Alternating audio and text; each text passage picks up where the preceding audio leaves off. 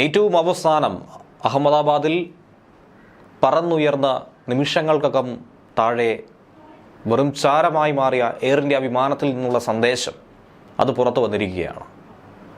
650 അടിക്ക് മുകളിലേക്ക് ആ വിമാനത്തിന് ഉയരാൻ കഴിഞ്ഞിട്ടില്ല എന്ന് തന്നെയാണ് ഇപ്പോൾ അന്വേഷണത്തിലൂടെ കണ്ടെത്താൻ കഴിഞ്ഞത്.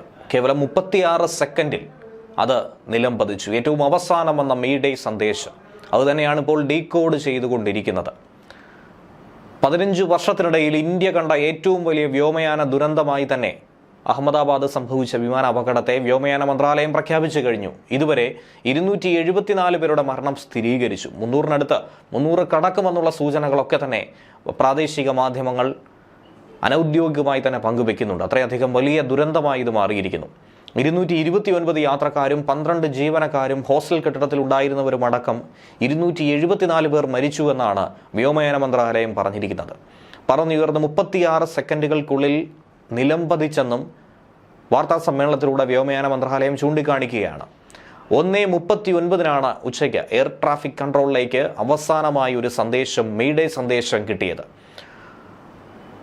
ഇതോടെയാണ് പൈലറ്റുമാർ അപകട വിവരം അറിയിച്ചത്. ATCയുടെ പ്രതികരണങ്ങൾക്ക് കാത്തു നിൽക്കാതെ നിമിഷങ്ങൾക്കകം തന്നെ വിമാനം നിലംപൊത്തുകയായിരുന്നു. അത്ഭുതകരമായി ഒരു യാത്രക്കാരൻ മാത്രം അതിൽ നിന്നും രക്ഷപ്പെട്ടു. അദ്ദേഹം പറഞ്ഞതനുസരിച്ചുള്ള സൂചനകൾ വെച്ചാണ് ഇപ്പോൾ ഈ അപകടത്തിലേക്ക് നയിച്ചിരിക്കുന്ന കാരണങ്ങളുടെ ചില സൂചനകൾ കിട്ടുന്നത്. പൈലറ്റിന്റെ മെയ്ഡേ കോൾ എത്തിയത് മാത്രമല്ല, വിമാനം ഉയർത്താൻ ആവശ്യമായിട്ടുള്ള ത്രസ്റ്റ് കിട്ടുന്നില്ല എന്നുകൂടി ക്യാപ്റ്റൻ പറയുകയുണ്ടായിരുന്നു. ഞങ്ങൾക്ക് മുകളിലേക്ക് ഉയരാൻ കഴിയുന്നില്ല, താഴേക്ക് വീഴുകയാണെന്നും പൈലറ്റ് പറഞ്ഞുവെന്നാണ് ഇപ്പോൾ പുറത്തു വരുന്ന വിവരം.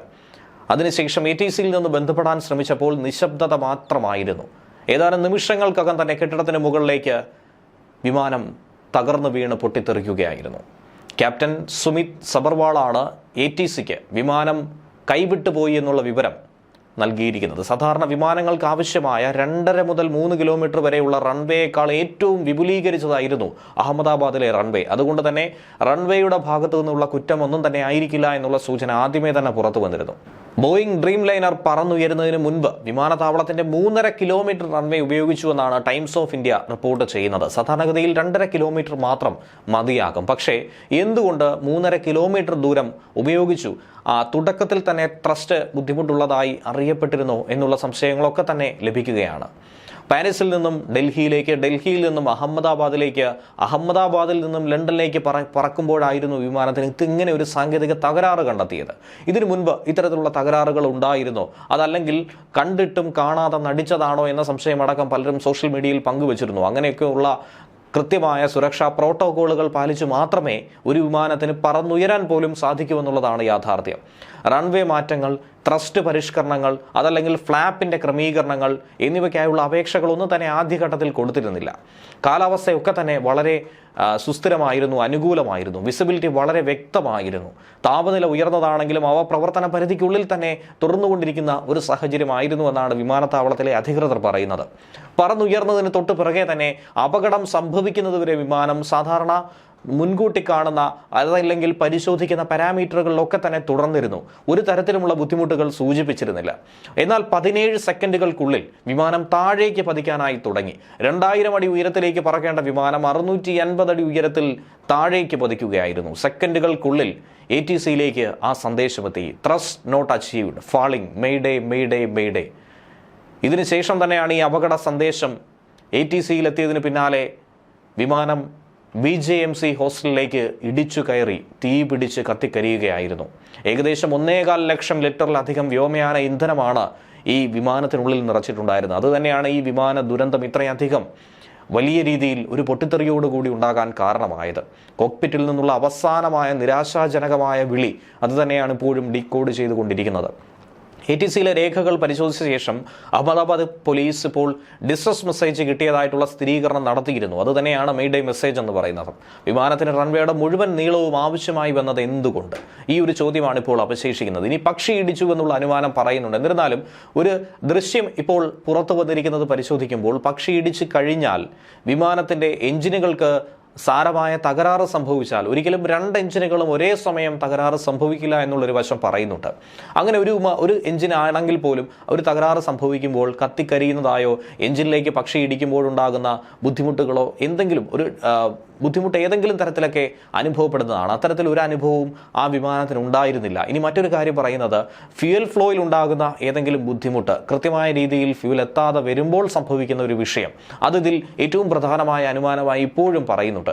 വിദഗ്ധരും ഉദ്യോഗസ്ഥരും വ്യോമയാന ഉദ്യോഗസ്ഥരും ഒക്കെ സൂക്ഷ്മമായി ഇക്കാര്യം പരിശോധിക്കുന്നുണ്ട്.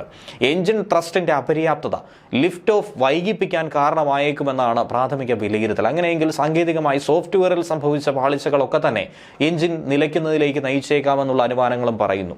റൺവേ പ്രവർത്തനങ്ങൾ, എഞ്ചിൻ ക്രമീകരണങ്ങൾ, അതല്ലെങ്കിൽ ഫ്ലാപ്പ് ക്രമീകരണങ്ങൾ, ഇതിലൊന്നും തന്നെ മാറ്റങ്ങൾ ഉണ്ടായിട്ടില്ലെങ്കിലും ഫ്ലാപ്പ് കോൺഫിഗറേഷൻ പ്രശ്നങ്ങളുടെ സാധ്യത ഉന്നയിച്ച് തന്നെയാണ് ചില വ്യോമയാന വിദഗ്ധർ ഇപ്പോൾ മാധ്യമ റിപ്പോർട്ടുകളിലൂടെ പറഞ്ഞിരിക്കുന്നത്. വിമാനത്താവളത്തിലെ CCTV ദൃശ്യങ്ങളൊക്കെ പരിശോധിച്ചപ്പോഴാണ് ടേക്ക് ഓഫ് റോള് ഏറ്റവും അധികം നീണ്ടു നിൽക്കുന്നതായി കണ്ടെത്തിയിരിക്കുന്നത്. എന്തായാലും മുന്നോട്ടുള്ള വിസിബിലിറ്റി പ്രശ്നങ്ങളൊന്നും തന്നെ പറയുന്നില്ല. എഞ്ചിൻ തകരാറ്, അതിൻ്റെ സൂചനകളൊന്നും തന്നെ പറയുന്നില്ല. അസാധാരണമായ പിച്ച് ചലനങ്ങളോ ഗ്രൗണ്ട് സ്റ്റാഫോ ATCയോ ഒന്നും തന്നെ പറഞ്ഞിട്ടില്ല. വിമാനം പറക്കുന്നതിന് മുൻപുള്ള എല്ലാ തരത്തിലുള്ള കമ്മ്യൂണിക്കേഷൻ പ്രോട്ടോക്കോളുകളും പാലിച്ചിട്ടുണ്ടെന്നാണ് റിപ്പോർട്ട് ലഭിക്കുന്നത്. അപ്പോൾ പിന്നെ എന്താണ് ആ 30 സെക്കൻഡിനുള്ളിൽ സംഭവിച്ചത് എന്നുള്ളതാണ് കണ്ടെത്തേണ്ടത്. ജൂൺ 12-ാം തീയതി ഉച്ചയ്ക്ക് 1:39 അഹമ്മദാബാദ് വിമാനത്താവളത്തിൽ നിന്നും പറന്നുയർന്ന എയർ ഇന്ത്യയുടെ ബോയിങ് 7878 ഡ്രീം ലൈനർ 2 കിലോമീറ്റർ അകലെയുള്ള മേഘാനി നഗറിൽ ഹോസ്റ്റൽ കെട്ടിടത്തിന് മുകളിലേക്ക് തകർന്നു വീണത് 650 അടി ഉയരത്തിൽ നിന്നും നേരെ താഴേക്ക് പതിക്കുകയായിരുന്നു. ഇതേ വിമാനം തന്നെയാണ് പാരീസ്, ഡൽഹി, അഹമ്മദാബാദ് സെക്ടറിൽ ഒരു അപകടവും കൂടാതെ പറന്ന് തിരികെ എത്തിയത്. വിമാനത്തിന്റെ ബ്ലാക്ക് ബോക്സ് കണ്ടെത്തിയിട്ടുണ്ട്. അത് പരിശോധിച്ച് കൂടുതൽ DVR അടക്കം പരിശോധിച്ചും കോക്പിറ്റിലെ ഓഡിയോ റെക്കോർഡർ അടക്കം വിശകലനം ചെയ്തും എന്താണ് സംഭവിച്ചത് എന്നുള്ളത് ഏതാനും ദിവസങ്ങൾക്ക് തന്നെ കണ്ടെത്താനായി സാധിക്കും. വിമാനത്തിന്റെ അവശിഷ്ടങ്ങൾ നീക്കം ചെയ്യുന്നതിന് വേണ്ടി ഇപ്പോൾ 100-ലധികം തൊഴിലാളികളും 40ഓളം എഞ്ചിനീയർമാരുമാണ് ജോലിസ്ഥലത്ത് ഏർപ്പെട്ടിരിക്കുന്നത്.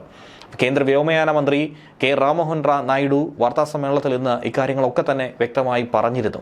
ഈ വിമാന ദുരന്തത്തിന് പിറകെ ഏറ്റവും അധികം ചർച്ചയാകുന്ന മറ്റൊരു വിഷയം കൂടിയുണ്ട്. അതായത് 787 ഡ്രീം ലൈനർ വിമാനത്തിന്റെ പോരായ്മകളും സുരക്ഷാ വീഴ്ചയും ഒക്കെ ചൂണ്ടിക്കാട്ടിയിട്ടുണ്ടായിരുന്ന കമ്പനിയിലെ മുൻ ഉദ്യോഗസ്ഥന്റെ കണ്ടെത്തൽ. അതുതന്നെയാണ് വീണ്ടും ചർച്ചയായി മാറുന്നത്.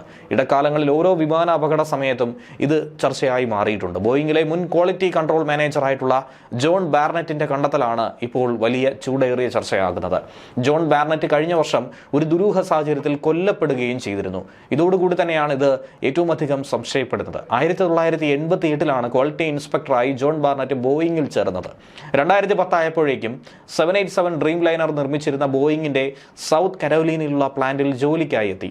2010-നും 2017-നും ഇടയിൽ പ്ലാന്റിൽ നിർമ്മിച്ചിരുന്ന ബോയിങ് 787 വിമാനങ്ങളുടെ സുരക്ഷാ പ്രോട്ടോകോളിൽ വലിയ വീഴ്ച സംഭവിച്ചുവെന്ന് ജോൺ ആരോപണം ഉന്നയിച്ചു.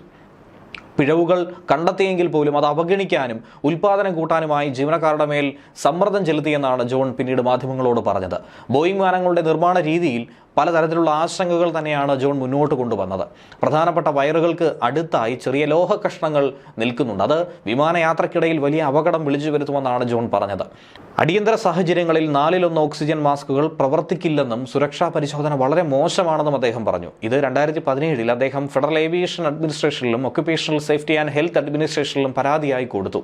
ഇതിൽ ചില പ്രശ്നങ്ങൾ പിന്നീട് കണ്ടെത്തുകയും അത് പരിഹരിക്കാനായി ബോയിങ്ങിനോട് നിർദ്ദേശിക്കുകയും ചെയ്തിരുന്നു. എന്നാൽ occupational safety and health administration ജോണിന്റെ പരാതി പൂർണ്ണമായും തള്ളിക്കളഞ്ഞു. എന്നാൽ പരാതിപ്പെട്ട തനിക്ക് നേരെ ബോയിങ് പ്രതികാര നടപടി സ്വീകരിച്ചുവെന്നാണ് ജോൺ പറയുന്നത്. സ്ഥാനക്കയറ്റം തടഞ്ഞും ടീമിൽ നിന്നും ഒറ്റപ്പെടുത്തിയും തൊഴിലന്തരീക്ഷം പ്രതികൂലമാക്കി മാറ്റിയെന്നുമാണ് അദ്ദേഹത്തിന്റെ ആരോപണം. എന്നാൽ പിന്നീടുണ്ടായ ആരോഗ്യ വെല്ലുവിളികളെ തുടർന്ന് 2017-ൽ ബോയിങ്ങിൽ നിന്നും വിരമിച്ചു. പിന്നീട് മാധ്യമങ്ങളിലൂടെ ലോകത്തോട് ഇക്കാര്യങ്ങൾ എടുത്തു പറഞ്ഞു. ഡോക്യുമെന്ററിയിലൂടെ അടക്കം അക്കാര്യം ചൂണ്ടിക്കാട്ടി. 2024-ൽ അലാസ്ക എയർലൈൻസിന്റെ ഡോർ പ്ലഗ് പൊട്ടിത്തെറിച്ചൊരു സംഭവം. അതിനുശേഷം ഗുണനിലവാര പരിശോധനകൾ ബോയിങ്ങിൻ്റേത് പരാജയമാണെന്ന് വീണ്ടും ആരോപണം ഉന്നയിച്ചു. എന്നാൽ ഏതാനും ദിവസങ്ങൾക്ക് ശേഷം മാർച്ച് 9-ാം തീയതി ജോണിനെ മരിച്ച നിലയിൽ കണ്ടെത്തുകയായിരുന്നു. സൗത്ത് കരോലീനയിലെ ചാൾസ്റ്റണിലുള്ള ഒരു ഹോട്ടലിന്റെ പുറത്ത് പിക്കപ്പ് ട്രക്കിൽ വെടിയേറ്റ് മരിച്ച നിലയിലാണ് ജോണിനെ കണ്ടെത്തിയത്. ജോണിന്റെ വലത് കൈയിൽ നിന്നും ഒരു തോക്കും പോലീസ് കണ്ടെത്തി. ഏറ്റവും ഒടുവിൽ ഫോറൻസിക് തെളിവുകളുടെ അടിസ്ഥാനത്തിൽ അത് ആത്മഹത്യയായി പറയുകയും ചെയ്തു.